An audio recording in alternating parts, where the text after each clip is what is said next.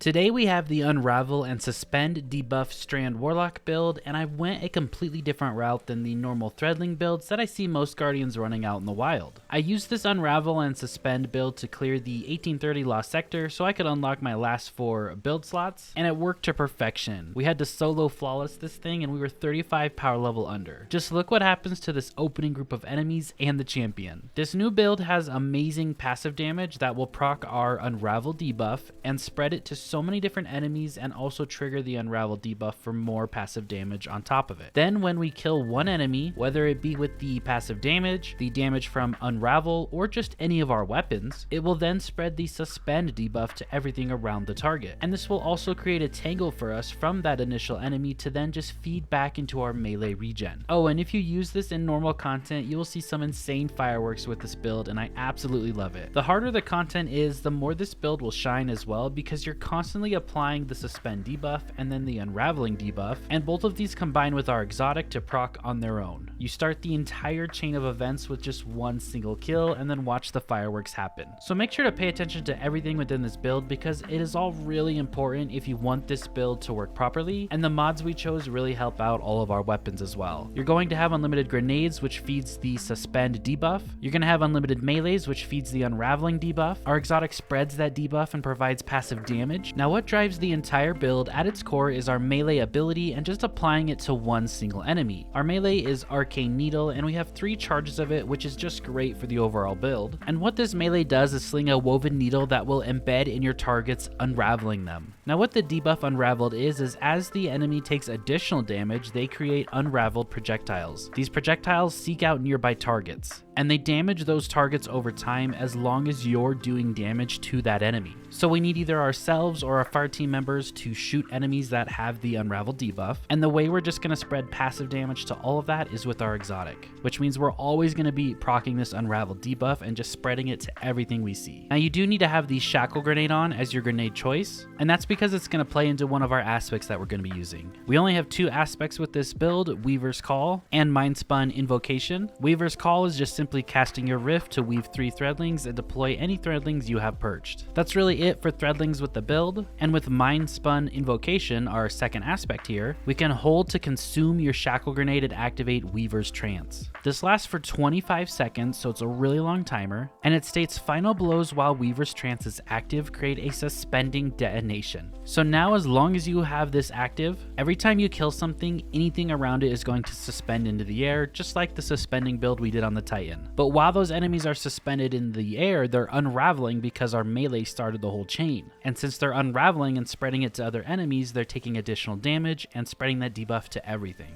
Now for your 4 fragments, these play heavily into getting our abilities back. First off, we're going to take Thread of Continuity. This gives us a plus 10 strength, but what it does is it makes our Suspend and our Unravel effects applied to targets have increased duration. So now enemies are going to suspend longer in the air, and that Unravel is going to last longer on them as well. Next, we're going to take Thread of Fury. Damaging targets with a Tangle grants melee energy. Every time we pick up that Tangle and throw it and hit something, we're going to get some nice chunks to our melee back. And I'm talking sometimes you can get 1 or 2 full charges when you hit a group of enemy or hit a strong high health target. Next, we're going to take Thread of Generation. Dealing damage generates grenade energy. From what I could tell in my testing, this is just kind of like a damage threshold that you need to hit, but our exotic is basically proccing this for us all the time, and since we have damage coming from our exotic source as a bunch of passive damage, we have damage coming from the Unraveling as more passive damage, and then we can easily add our next damage, which is just from our weapons, on top of our 2 previous damage sources. So we're easily proccing this Thread of Generation over and over. And then for our last one, we're taking Thread of Mind. So defeating suspended targets grants class ability energy, and we're suspending every target that we kill and enemies around it because of Weaver's Trance from our aspect. So within the fragments alone, you're getting class ability energy, you're getting grenade energy, and you're getting melee energy. And then on top of that, you're making your debuffs last that much longer. Alright, next let's go through all the mods you want to take, and let's start off with the artifact mod here. There's a couple mods you want to add to this overall build, just in case you switch your weapons up and go with a Strand primary with something like maybe Quicksilver Storm.